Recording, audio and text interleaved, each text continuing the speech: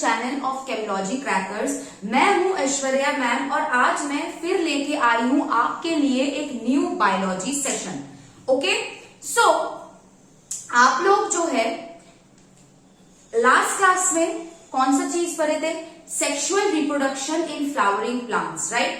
कौन सा चैप्टर पढ़े थे? Sexual reproduction in flowering plants. Class 12th में मैंने सेक्सुअल रिप्रोडक्शन इन फ्लावरिंग्स वाला चैप्टर स्टार्ट किया था, राइट? तो आज जो है हम लोग उसी को कंटिन्यू करने वाले हैं with the second lecture. First lecture में हमने various types of essential and non essential organs of plant को देख लिया था, यानी कि फ्लावर को।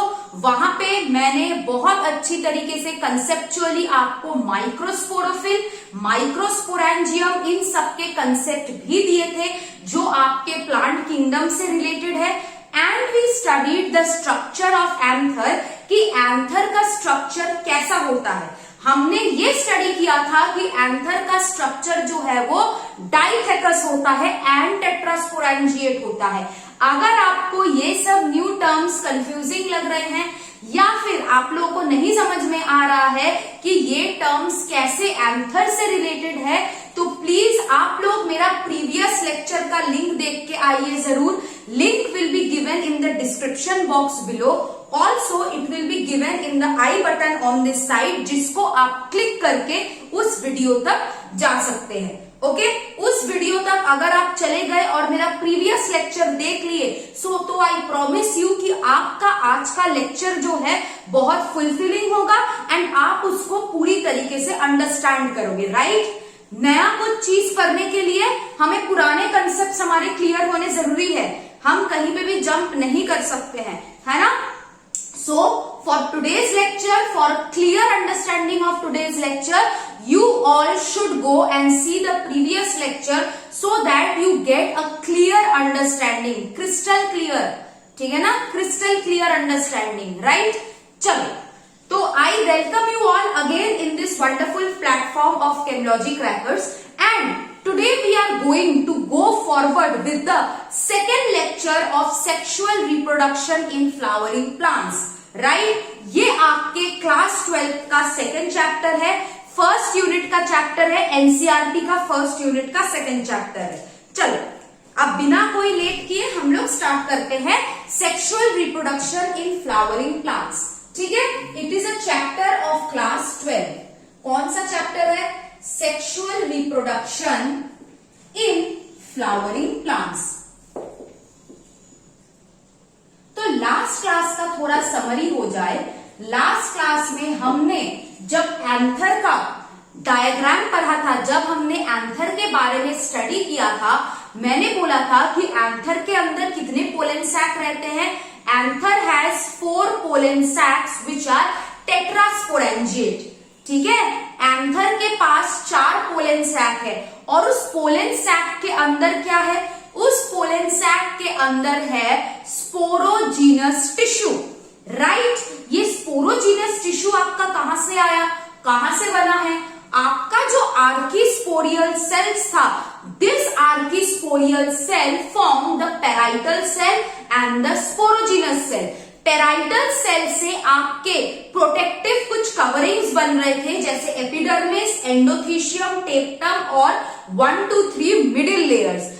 बट स्पोरोजीनस सेल से आपका क्या प्रोड्यूस हो रहा था? आपका स्पोरोजीनस सेल से प्रोड्यूस हो रहा था new pollen grain.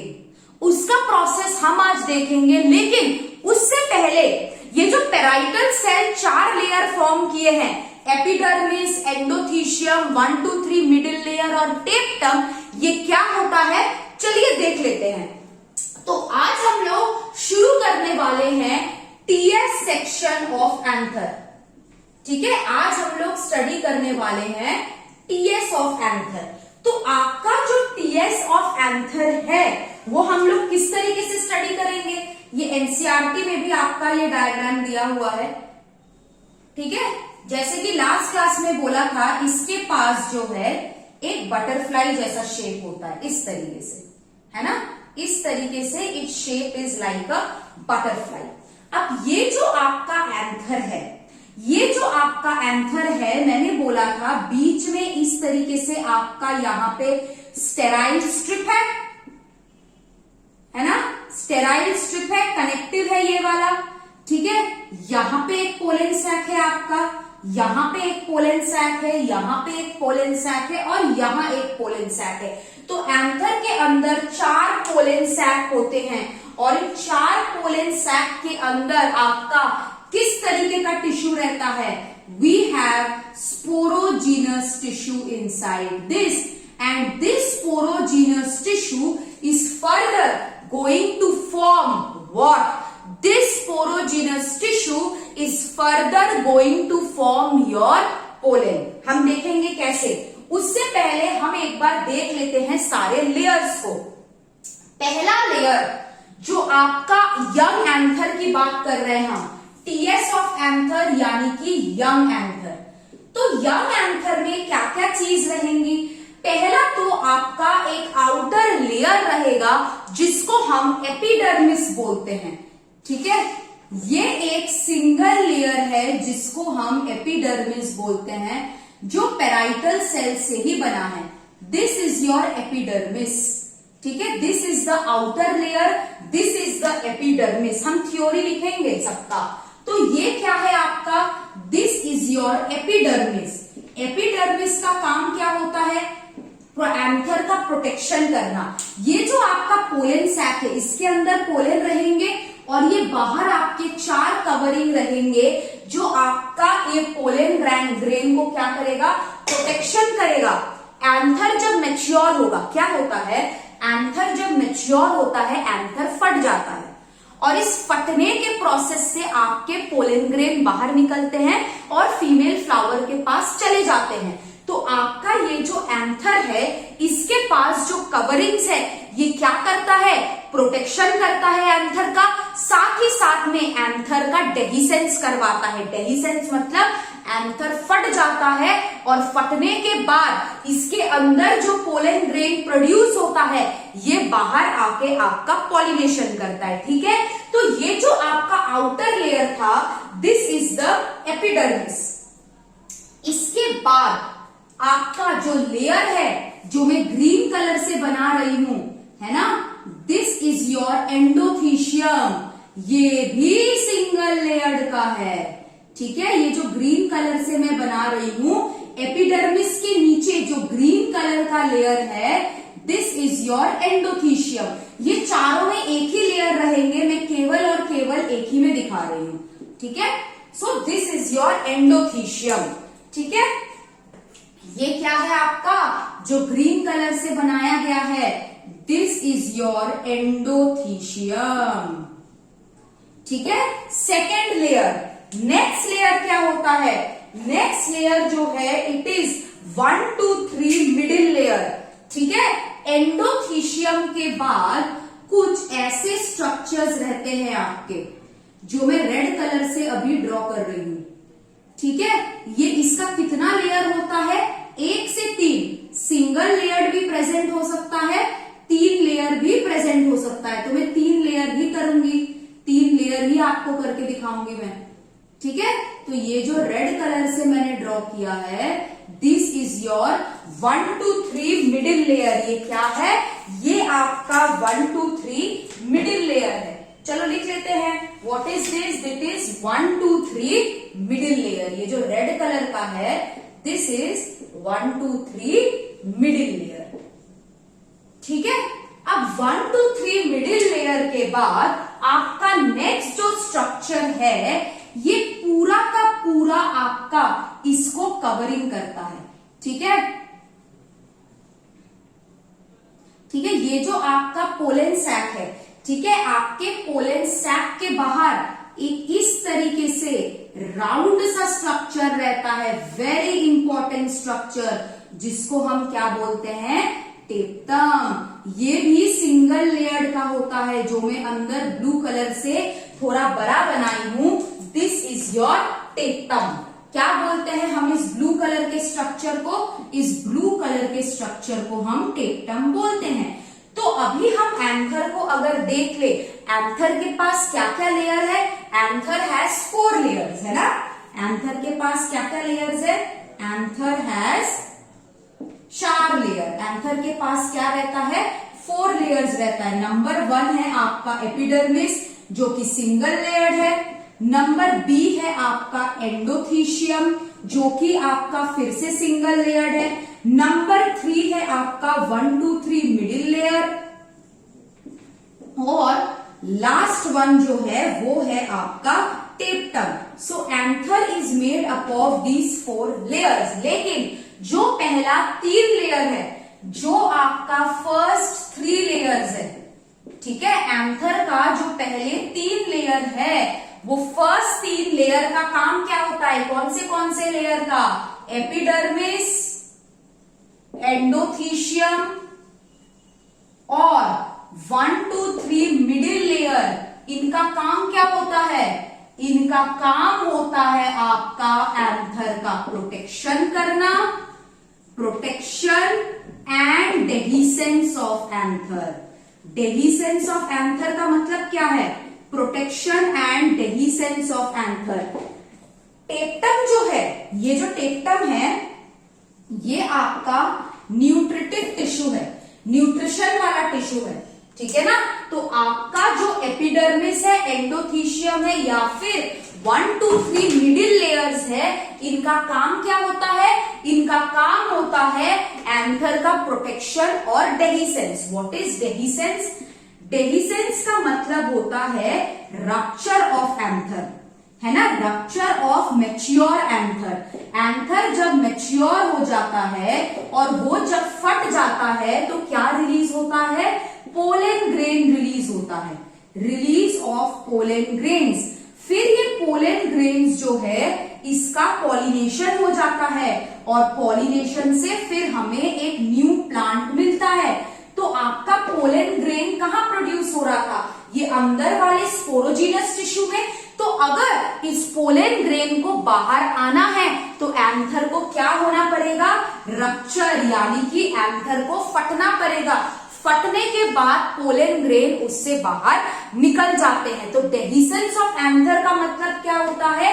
Rupture of mature anther.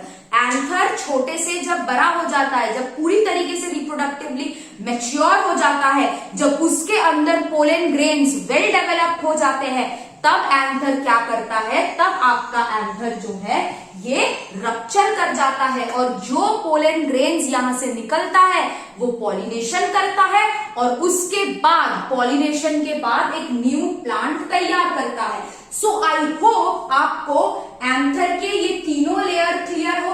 अब हम इस तीनों लेयर को डिटेल में स्टडी करने वाले हैं, इसका थ्योरी लिखने वाले हैं। तब तक आप एक बार इस डायग्राम को देख लीजिए कि कौन सा स्ट्रक्चर आपका कैसा है, ठीक है। चलो आगे देखते हैं, ठीक है ना, आगे देखते हैं। चलो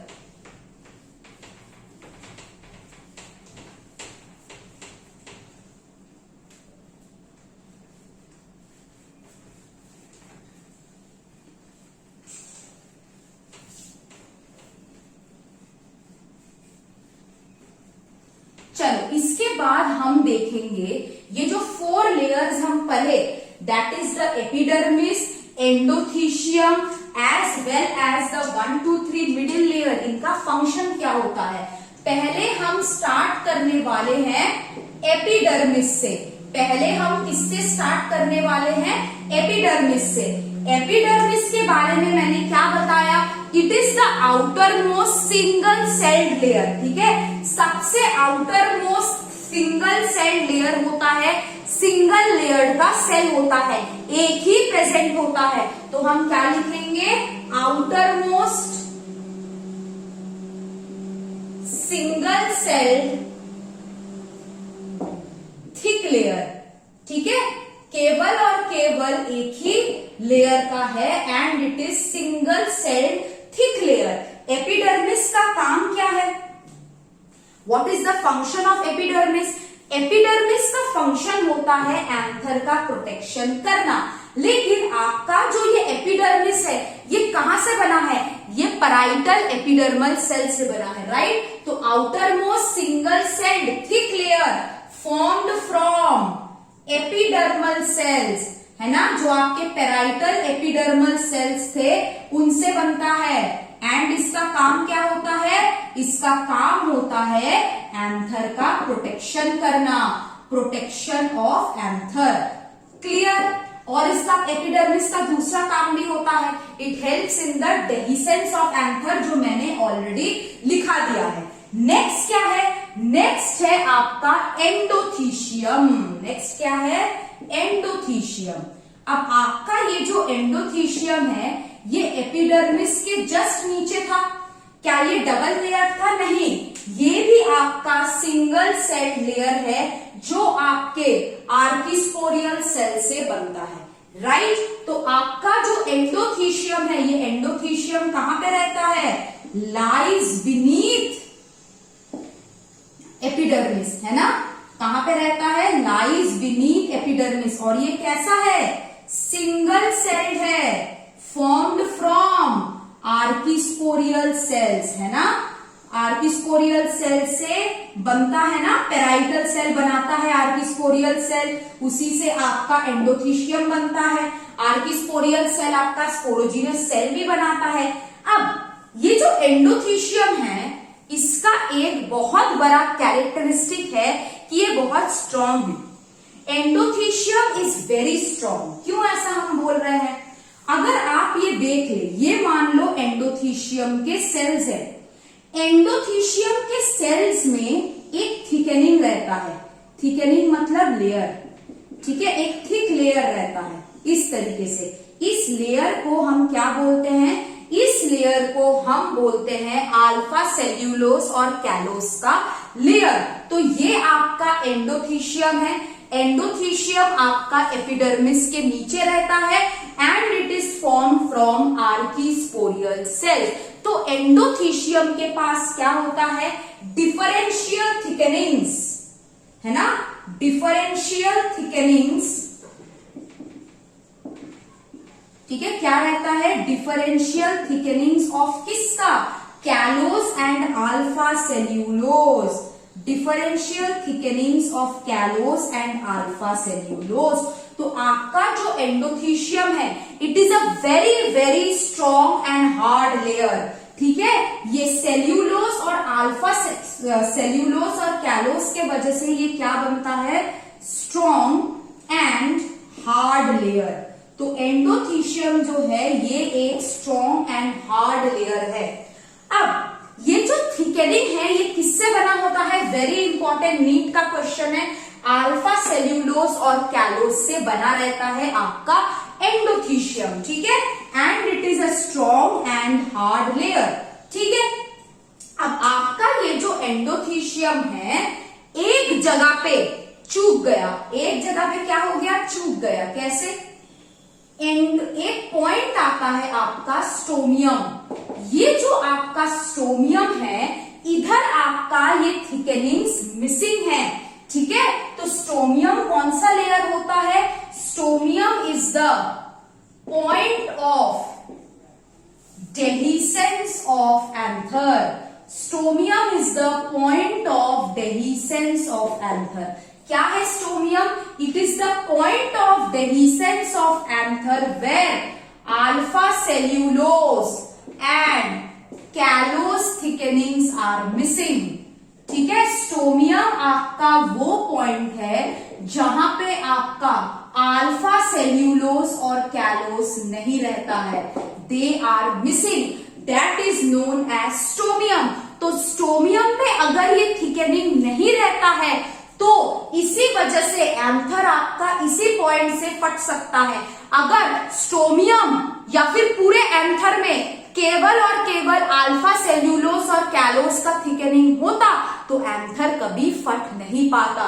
तो एक ऐसा पॉइंट है जिसका नाम है स्टोमियम, जहां से आपका क्या होता है?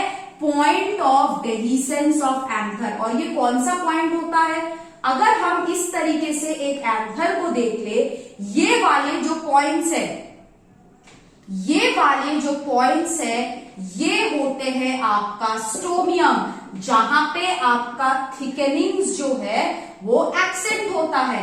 अगर थिकनिंग्स आपका एब्सेंट है तो ये हार्ड एंड स्ट्रॉन्ग नहीं होगा।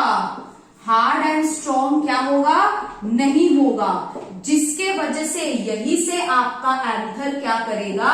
रप्चर करेगा, और एंथर रप्चर करेगा तो आपका क्या निकलेगा? Release of pollen. तो पूरा का पूरा एंथर में अगर ये डिफरेंशियल थिकनिंग्स आपको दिख रहा है, then anther wouldn't have been ruptured. लेकिन एंथर में ऐसे 4 पॉइंट है जिसको हम स्टोमियम बोलते हैं, और इसी स्टोमियम से आपका एंथर रप्चर किया। राइट, चलो अब क्या होता है, ये अल्फा सेल्यूलोज और कैलोस क्या करते हैं? ये जो आपका अल्फा सेल्यूलोज था, ये होते हैं आपके हाइग्रोस्कोपिक। हाइग्रोस्कोपिक का मतलब क्या है? ये वाटर एब्जॉर्ब करता है। वाटर को क्या करता है? एब्जॉर्ब करता है। अगर किसी भी सेल में कंटिन्यूअस अगर वाटर एब्जॉर्ब हो रहा है, अच्छे से समझो, किसी भी सेल में अगर कंटिन्यूअस वाटर अंदर आ रहा है तो सेल क्या होगा? सेल फूल जाएगा, ऑस्मोसिस होगा ना, एंड ऑस्मोसिस होगा, तो सेल क्या होगा? Cell will swell. और अगर आपका सेल फूल जाएगा तो ये रप्चर करेगा, और इसका पॉइंट ऑफ रप्चर कहां रहेगा? What would be the point of rupture? Point of rupture would be the what? Stomium, है ना। पॉइंट ऑफ रप्चर क्या होगा? पॉइंट ऑफ रप्चर आपका स्टोमियम होगा। तो आपका एंडोथीशियम जो सेल्यूलोस और कैलोस से बना है, इसका एक बहुत बड़ा रीजन ये भी है कि ये लोग वाटर एब्जॉर्ब करके एंथर को फुला देता है। एंथर तो फुल गया, लेकिन क्वेश्चन ये है अब ये रप्चर कहां से करेगा? तो इसका पॉइंट ऑफ रप्चर क्या रहता है? इसका पॉइंट ऑफ रप्चर रहता है आपका स्टोमियम। क्लियर है? आई होप यहां तक आपको सबको क्लियर है एपिडर्मिस और एंडोथीशियम के बारे में, स्टोमियम कौन सा पॉइंट्स होता है। अब हम नेक्स्ट 2 लेयर्स देखते हैं, that is the 1 2 3 middle layer and टेप्टम। क्या देखेंगे हम? 1 2 3 मिडिल लेयर एंड टेप्टम। ठीक है, चल देख लेते हैं। 1 2 3 मिडिल लेयर और टेप्टम क्या बोलता है? ये सारे आपके आर्किस्पोरियल सेल से ही बने हैं। याद है ना, आर्किस्पोरियल सेल 2 सेल में टूटे थे, पेराइटल सेल और स्पोरोजीनस सेल। ठीक है, चलो अब जो है हम लोग स्टार्ट करने वाले हैं middle layer. It is the 3rd layer, that is the middle layer. Middle layer कितना प्रेजेंट होता है? 1 2 3 मिडिल लेयर्स आर प्रेजेंट। ठीक है, 1 से 3 लेयर्स आर प्रेजेंट होता है। ये मिडिल लेयर कहां से डेवलप हुआ है? They have developed from archesporial cell. Archesporial cell से आपका डेवलपमेंट हुआ है, डेवलप फ्रॉम आर्किस्पोरियल सेल। अब इसका काम क्या होता है? ये आपका रिजर्व फूड स्टोर करता है। क्या स्टोर करता है? It stores reserve food. ठीक है, आपका जो मिडिल लेयर है ये रिजर्व फूड स्टोर करता है। ठीक है, अब एंथर जब रप्चर हो जाएगा तब रिजर्व फूड की जरूरत नहीं होगी, इसीलिए आपका जो मिडिल लेयर है इट इज शॉर्ट लिव्ड। ठीक है, मतलब मिडिल लेयर का डिजेनरेशन हो जाता है एंड इट इज एफिमेरल। क्या होता है? एफिमेरल। एफिमेरल मतलब क्या होता है? 1 2 3 मिडिल लेयर का डीजेनरेशन को हम क्या बोलते हैं? आपका ephemeral, because it is short live. ठीक है, सो 1 2 3 मिडिल लेयर्स आर प्रेजेंट, मतलब मल्टीपल लेयर इसका प्रेजेंट होता है, केवल और केवल एक ही लेयर नहीं प्रेजेंट होता है। राइट, अब हम लोग नेक्स्ट वाले में जाते हैं। नेक्स्ट वाला कौन है? हमारा लास्ट वाला लेयर, दैट इज द टेप्टम। मैंने टेप्टम के बारे में आपको क्या बताया था? टेप्टम जो है ये आपके जस्ट स्पोरोजिनस टिश्यू के बाहर है ना। याद करो, अगर हम इस तरीके से इस डायग्राम को देखें, है ना, इस तरीके का आपका यहाँ पे पोलन सैक था और पोलन सैक के अंदर आपका स्पोरोजिनस टिश्यू है। ठीक उसी के बाहर आपका क्या था? टेप्टम, है ना। ठीक उसी के बाहर आपका क्या था? टेप्टम। तो टेप्टम क्या है? It lines the sporogenous tissue. ठीक है, क्या होता है? It lines the sporogenous tissue. Sporogenous tissue को ये लाइन करता है। ठीक है, लाइन्स द स्पोरोजीनस टिश्यू। और क्या क्या होता है? ये पॉलीप्लॉइडल होता है और मल्टी न्यूक्लिएट होता है। ठीक है, पॉलीप्लॉइडल होता है और ये होता है आपका मल्टी न्यूक्लिएट। ठीक है, मल्टी न्यूक्लिएट मतलब क्या है? It has more than one nucleus. अब टेप्टम जो है, इसके फंक्शंस क्या होते हैं? What are the functions of tapetum? Tapetum जो है पहले तो स्पोरोपोलेनिन का फॉर्मेशन करता है, very important. Produces lipid rich compounds. कौन सा लिपिड रिच कंपाउंड है? Sporopollenin for exine formation. हम पढ़ेंगे कि स्पोरोपोलेनिन क्या होता है, एग्जाइम क्या होता है। ठीक है, तो produces lipid rich compound sporopollenin for exine formation. ठीक है, एग्जाइम फॉर्मेशन के लिए आपका क्या बनाता है? स्पोरोपोलेनिन। नेक्स्ट ये क्या करता है? ये न्यूट्रिटिव टिश्यू है, तो ये न्यूट्रिशन देता है, राइट? न्यूट्रिशन टू किसको न्यूट्रिशन देता है? ये megaspore, mother cells and pollen. Nutrition to pollen and megaspore mother cell, right? Megaspore mother cell और पोलन को आपका न्यूट्रिशन देता है। नंबर 3 क्या है? नंबर 3 जो है ये कैलेज एंजाइम सिक्रीट करता है, सिक्रीट्स कैलेज एंजाइम। ठीक है, कोई भी एंजाइम हो अगर लास्ट में ऐसा एज है, मतलब ये किसका काम करता है? तोड़ने का काम करता है। तो कैलेज का काम क्या होता है? कैलोज लेयर को ब्रेक करना। क्यों ये ब्रेक करता है मैं बताऊंगी आपको। ठीक है, कैलेज लेयर को ब्रेक करना। ठीक है, तो आपका जो टेप्टम है ये स्पोरोजीनस टिश्यू को लाइन अप कर रहा है, स्पोरोपोलेनिन बना रहा है, न्यूट्रिशन दे रहा है, साथ ही साथ में कैलेज एंजाइम सिक्रीट कर रहा है ना। आई होप यहां तक आप सबको क्लियर है। ठीक है ना, आई होप आपको लेयर्स, 4 लेयर्स समझ में आए, 4 लेयर के फंक्शन समझ में आए। अब हम नेक्स्ट टॉपिक में जाएंगे, दैट इज माइक्रोस्पोरोजेनेसिस। कौन से टॉपिक में जाएंगे हम? माइक्रोस्पोरोजेनेसिस में। तब तक एक बार तो मिडिल लेयर और टेप्टम को अच्छे से देख लो। ठीक है ना, चलो यहां तक हमने क्या देखा था? यहां तक हमने पूरे जो 4 लेयर थे आपके एंथर के, वो हम देख लिए, राइट? हमने एंथर के चारों लेयर को स्टडी कर लिए। अब व्हाट नेक्स्ट?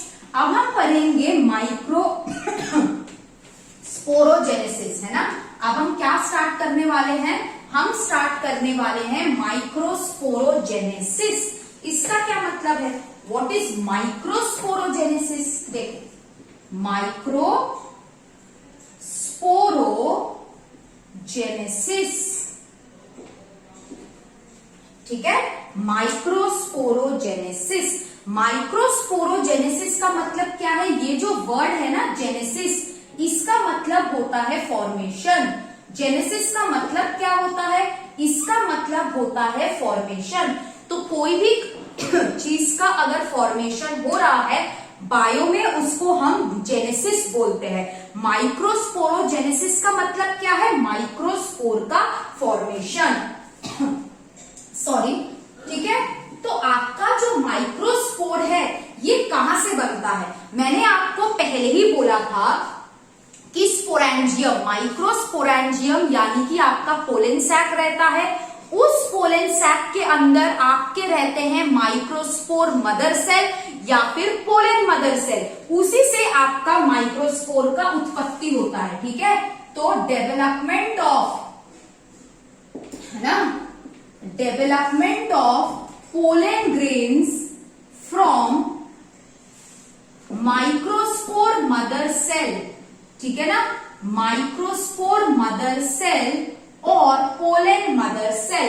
पोलन ग्रेन आपका कहां से बन रहा है?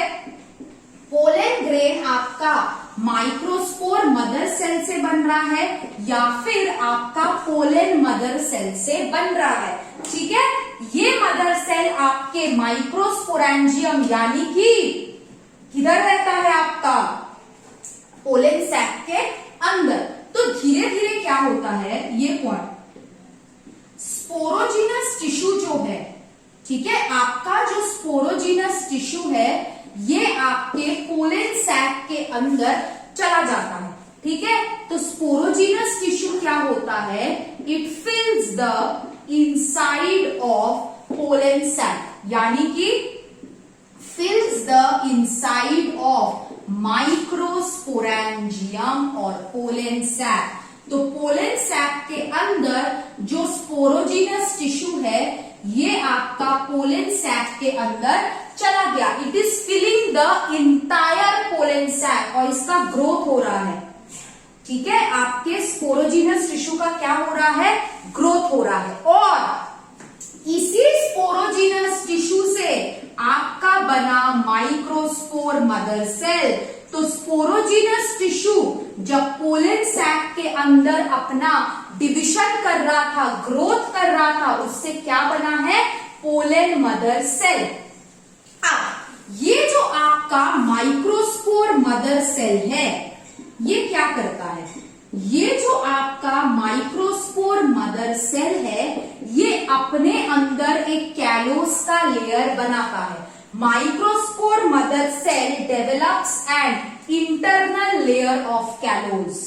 ठीक है, क्या करता है, develops an internal layer of callose. ठीक है, एक कैलोस का लेयर अंदर रहता है और ये क्या करता है, ब्रेक्स द प्लाज्मोडेस्माटा कंडीशन। क्या करता है, it breaks the plasmodesmata conditions. आपका जो माइक्रोस्पोर मदर सेल है ये कैलोस का लेयर बनाता है विच डेवलप्स और ब्रेक्स द प्लाज्मोडेस्माटा कंडीशन।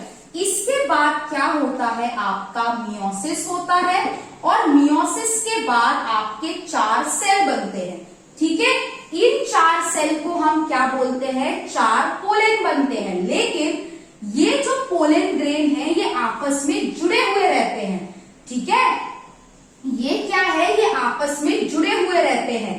ठीक है, यहाँ पे जो माइक्रोस्पोर था, क्या बोला मैंने, ये जुड़े हुए रहते। ठीक है, अब इनको ऐसे अलग अलग इंडिविजुअल सेल करना है ना। ये आपस में जुड़े हुए क्यों है, ये आपस में इसीलिए जुड़े हुए हैं क्योंकि इसके अंदर कैलोस का लेयर रहता है। ठीक है, अगर कैलोस का लेयर हम रिमूव नहीं किए, अगर कैलोस का लेयर हम रिमूव नहीं किए तो ये लोग अलग नहीं होंगे। ये कैलोस का लेयर हम कैसे रिमूव करेंगे, with the help of callase enzyme. और ये कैलेज एंजाइम कौन रिलीज किया था, टेप्टम, है ना। अगर माइक्रोस्पोर मदर सेल, अगर इनके अंदर एक इंटरनल लेयर ऑफ कैलोस का डेवलपमेंट हुआ था, ये इंटरनल लेयर ऑफ कैलोस हम कैसे तोड़ेंगे, विद द हेल्प ऑफ कैलेज। अगर हम ये लेयर नहीं तोड़ते हैं तो 4 पोलन ग्रेन आपस में जुड़े रहेंगे, लेकिन हम चाहते हैं कि ये लोग फ्री हो जाए। और हमें ये भी पता है कि मियोसिस से आपके हमेशा 4 सेल बनते हैं। तो माइक्रोस्पोर मदर सेल जो है इसके मियोसिस के बाद क्या प्रोड्यूस हुआ है, 4 माइक्रोस्पोर्स। और ये 4 माइक्रोस्पोर को सेपरेट करने में हमें मदद कौन किया है, कैलेज एंजाइम, जो आपका टेप्टम प्रोड्यूस किया था। याद करो, मैंने बोला था secretes callase enzyme which secretes the callose deposition. So this was all about your microsporogenesis, जहां से आपका माइक्रोस्पोर का फॉर्मेशन हो रहा है। Clear, very good. चलो आज हम लोग यहां तक करेंगे। नेक्स्ट क्लास में मैं स्ट्रक्चर ऑफ पोलन ग्रेन और पोलन ट्यूब का कैसे फॉर्मेशन होता है वो मैं आपको डिटेल में स्टडी कराऊंगी। यहां तक आप लोग प्लीज ये लेक्चर देख के आइएगा नेक्स्ट क्लास में। और अगर आपको ये लेक्चर पसंद आता है तो kindly hit the subscribe button और उसके साथ साथ प्लीज आप बेल बटन को भी दबा दीजिएगा ताकि आपके पास हर बार नोटिफिकेशन आ सके, राइट। एंड प्लीज इसको ज्यादा से ज्यादा शेयर करिए, ठीक है। चलो bye bye, thank you and happy learning. Okay, see you all, bye, thank you, take care.